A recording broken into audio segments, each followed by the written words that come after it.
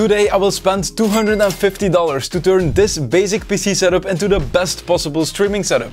So I want to check the Fifine Ampli game. This one is a bestseller microphone and it does come in a kit. Apparently there's also a deal currently, so we could definitely take this one. But I used to be a huge fan of a certain microphone and I think we could check it out again in this video. So the mic was a Pseudotech ST800 and as you can see it also has great reviews. However, look under this one here, overall pick. This one here is the follow-up microphone. They don't show it in the title, but they do show it in the promo video, ST900. I want to test this microphone because I think a lot of you are gonna love it. Now, finding video lights is always a bit hard because usually LED panels are very expensive. This one, for example, the D50 is a great light. I have this in the studio, but it's over $100. And with that I mean for one light because this is $230 for two. Now, this here is an LED panel from Rolino and this is a pretty great one. There's a few sizes. For example, here, this one is from Rolino. Look at the back here.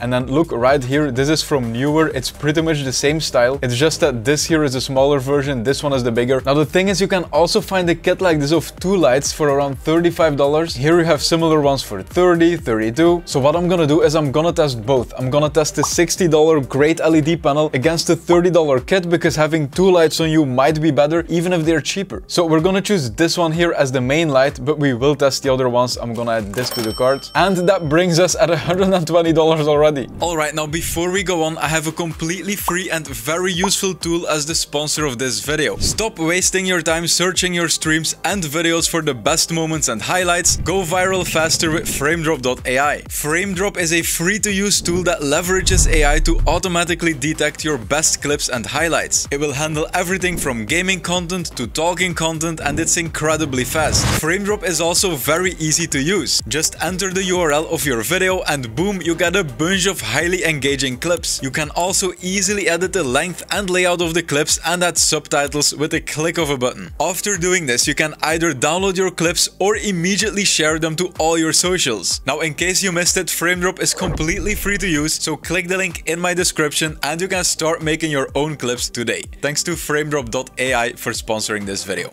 Now, what we need next is a second monitor. When you're streaming, your main monitor will be occupied by your game or by a video that you're reacting to, and it is so much easier to have a second monitor with your chat or with controls to manage your stream. There are things you want to do on your second monitor that your stream shouldn't see. Now, a great brand for cheap monitors is Scepter. This one here is by far the best selling one on Amazon. It is $104. You can also find cheaper options. For example, this one apparently costs less. The current discount is bigger, which is why it's cheaper. But the thing with second monitors is that you can easily buy them second hand. They don't need to do much. They just need to display whatever is on the screen. And as long as you're able to read it and manage your stream that way, you're fine. So for that purpose, I would always buy them second hand. So I'm gonna count $50 in the budget for a second-hand monitor. You can easily find a good monitor for that price, and if you don't want to buy second-hand, you can always buy a Scepter 24-inch one. Now, the next thing is a headset, and I'm not really sure about this. Some things I'm very certain about, for example, the webcam. I'm really excited to show you a great webcam. It's gonna be perfect for this budget, but the headset, there's so many options. And also in my previous video, I bought a $1.5 and a $3.5 headset, and I was extremely surprised with the quality. They were from AliExpress and they absolutely weren't bad. Like, if I was building a cheap setup, I could absolutely use one of those headsets. You can hear the game, you can hear music, there is some bass. It's absolutely usable. So a headset just comes down to what you want to spend on it. I think I'm gonna go for the HyperX Cloud. Not this one, that's too expensive. Oh right, it's the Stinger, but it's cheaper than this one. There might be a renewed version. Okay, here it is, $26. I did buy this in the past. As you can see, it has great reviews, and I think this is a great option for a budget but decent headset. By the way, while building the setup, I will definitely test the microphone so you can hear how that sounds. Now, before we check out the webcam, I wanted to look at the macro device. Yeah, so most of these devices are simply just keys, and buying that is not really worth it because you can just bind some keys on your keyboard to switch your scenes in OBS, for example. The thing I'm looking for is a macro device that will allow you to, for example, change Twitch settings or any other platform, but for example, setting your chat to subscriber only mode or skipping a specific alert or muting it. That kind of stuff needs integration, keys, which a Stream Deck definitely has, but the cheapest one you can get is 6 keys here. That's $76. You could bind this key to go to the next page and then this to the previous, so then you can have these 4 buttons as actual action buttons, and like that you can definitely use this to control your whole stream, but $76 is still too much. So what we're gonna be checking out while building this setup is Touch Portal. I'm not gonna go in depth on this, but I will install it on my phone. It's a free software with paid options and we will check out the basics. Now for the webcam, I was very sure about this. We're gonna go with the Razer Kaijo. Make sure if you look for this yourself that you don't buy the wrong one, because a lot of brands copy this look. If you want to be sure, check the links in my description. I will link to all the products. Now this here is the Razer Kaijo Pro. It's a bit more expensive and this has HDR and 60 FPS. If you're really looking for that, this webcam is amazing. But if you don't need that, then this here, the Razer Kaijo of $50, is an amazing 1080p 30 FPS webcam. I will install it in the setup and you won't be disappointed. So I have all the products right here, including the monitor. What we're gonna start with is the microphone. I'm actually very excited to test this out because this, as I said before, is the Pseudotech ST900, and its predecessor, the ST800, is kind of a controversial mic. It does have a huge amount of clicks by the community and there are lots of positive comments about this microphone from the microphone tests I've been doing. However, the opinion of some people was that you could hear it was a cheap mic because it sounded pretty thin. And so that's why I want to test this one. By the way, this feels very heavy. This is a metal shock mount. I'm gonna move the screen for a second. Then we're gonna open this clamp so you can shove it on the desk and then easily tighten it on the bottom. And besides the USB cable, the microphone also comes with this pop filter and then this one. Now I do not like these types of pop filters because they are huge, and look at this, it's very ugly on stream. So I do prefer this one that they give you.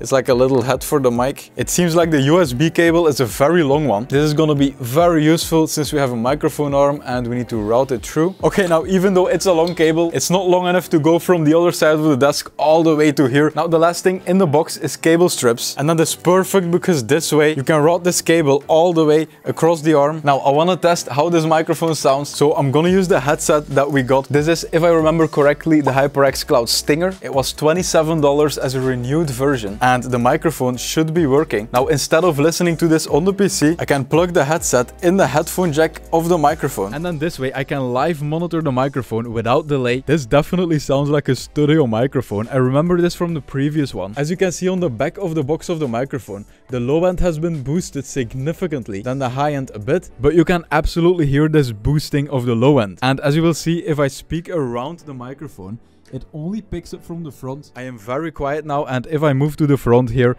now it perfectly picks up my voice again. So either you love this highly processed sound or you will think it sounds cheap. That will be a personal preference, but I definitely wanted to check out this microphone. Alright, now I forgot to talk about this headset and test the microphone, so I'm gonna do both at the same time. I've been listening to this. I'm pretty impressed with the microphone, especially for the price. Also, from now on, my editor will apply a few effects to this. You can do this in real time in OBS. And yeah, I will talk a bit more quiet if you're chill on stream, or if you say like, oh no, that will probably peak. You can maybe move it further, oh no, but both will probably be distorted. This is a really good budget headset in general, sound and mic.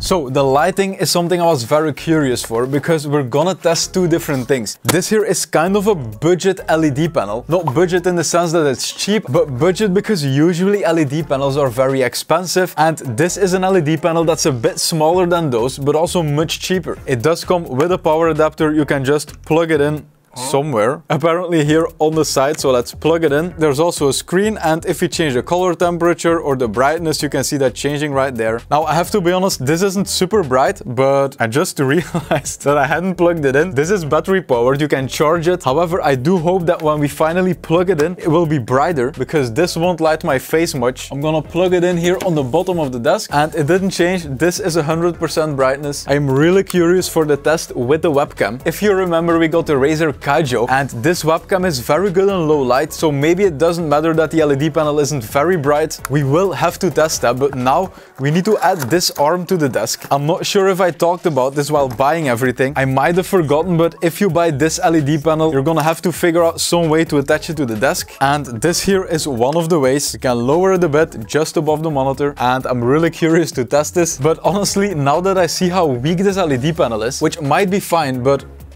I don't know. I definitely want to compare these other lights to this LED panel. So you get two of these for a lower price, and they do include a stand. I just thought that these type of lights would be of a lower quality, but to be fair, there's a lot of LEDs. We do have a diffuser, and since we have two of them, which you can aim perfectly, we will have the advantage of having one light from this side and then one light from the other side, which means that both sides of our face will be lit. You can even choose to use one of them to add a color to your background. Just take out the diffuser because this weakens the light. That doesn't matter, we just need the light to be as bright as possible. So you can take it out, add this blue one, and then just aim this at your background. I will even show it. You can plug it into the PC with a USB. The cable does have a switch, so we can turn it on. And I turned off one of the lights in the set because there's a lot of light in the set here that won't be the same in your room. And even now, you can definitely see that this lights up the background, even if you put it on a shelf, just to have some light in the back. That's very useful. Oh, that's very useful for a streaming setup because it adds entertainment to the stream,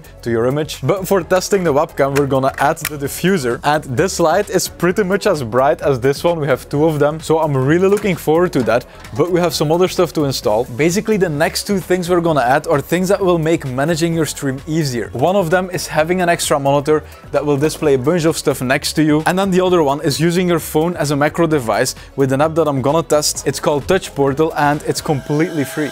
Quick 5-second interruption. If you want to support the channel completely for free, there is an Amazon affiliate link in the description. If you click it and then add it to your bookmarks, then when buying anything through that link, you will greatly support the channel. So thank you if you do that. So the screen does come with a screwdriver, and to attach the stand, you just push it on, and then there are two screws included to attach this stand to the monitor. Let's plug in the monitor, and there's even an HDMI included in the box, so I'm gonna plug that in. So since with a limited budget, it's pretty hard to include things like a Stream Deck, for example. That's way too expensive, but if you want to stream seriously, you do need some extra control. One of them is an extra screen to read your chat or to move OBS to that screen and then manage everything right there. And then another thing that's a huge help is having something on your desk to control your stream while you're in game, for example. If you're in game and then suddenly you want to control Twitch, for example, you want to put your chat in subscriber only mode, or you want to clear your chat, or you want to switch your scene. Now, switching your scene would be possible in OBS with a shortcut on the keyboard, but Twitch integrations, for example, or another platform, that's a bit harder. And you can see it already on the screen. I installed Touch Portal, and so instead of a fresh start, I'm gonna choose OBS because I want to see which presets they're gonna give. Okay, let's click on start. Welcome, let's see which profiles we get. Oh my god, this intro is so annoying. Okay, so apparently this is empty here. We have no presets, and on the phone we need to connect to Touch Portal. I'm gonna go through the setup wizard. Okay, it says I'm connected now, and I see some things moving. Maybe if I turn my phone, this will turn as well, or we might need to click this. Default landscape. Now let's try one of the actions. I'm not gonna do much, but for example here, OBS set scene, we will drag this to the right, and then we can choose which scene, let's say the game scene. And I think that if I do save and close now, that it will be here, but I don't see anything. We might have to set up this button. Okay, let's choose this crappy icon, make it full size, right, game scene, save and close. And here we go, the button is here now. We can reposition it, and we can also see it on the phone. Now we should have taken a different image, but I'm gonna press the button, and boom, the scene changes. Now obviously this is a very Android-like do-it-yourself application, and you'll need to make sure that the buttons look pretty yourself, but there are a lot of options here. You also have Twitch integrations, for example. As you can see, a button to create a clip, play an ad, clear the chat. This is an amazing way to have stream control,